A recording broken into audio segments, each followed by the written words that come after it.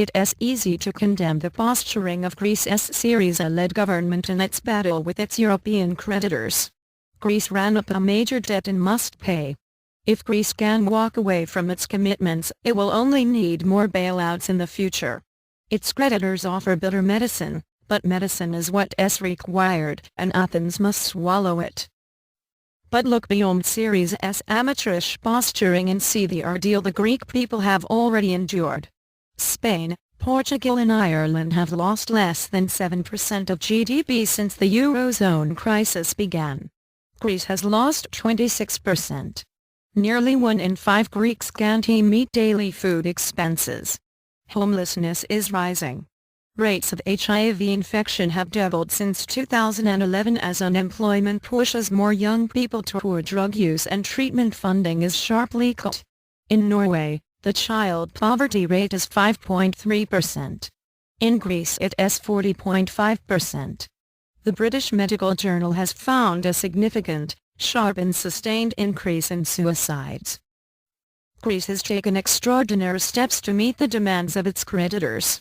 Over the past 5 years, it has cut spending and raised taxes on a scale equivalent to 30% of GDP.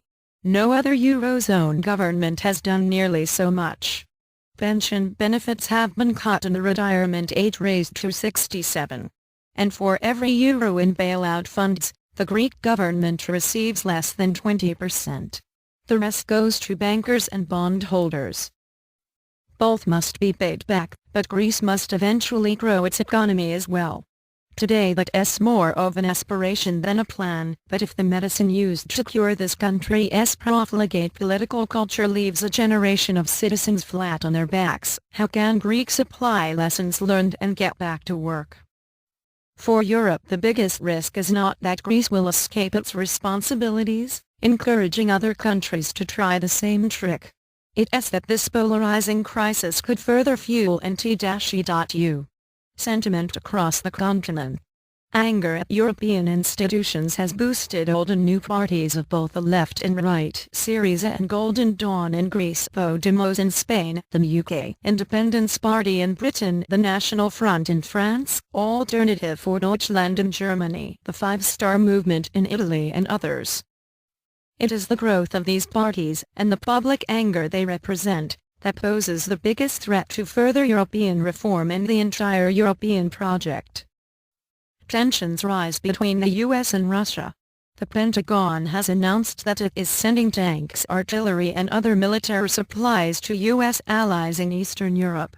The total amount of equipment is equivalent to a brigade's worth, or as a senior US military official put it, not quite enough to fill up the parking lot of your average high school.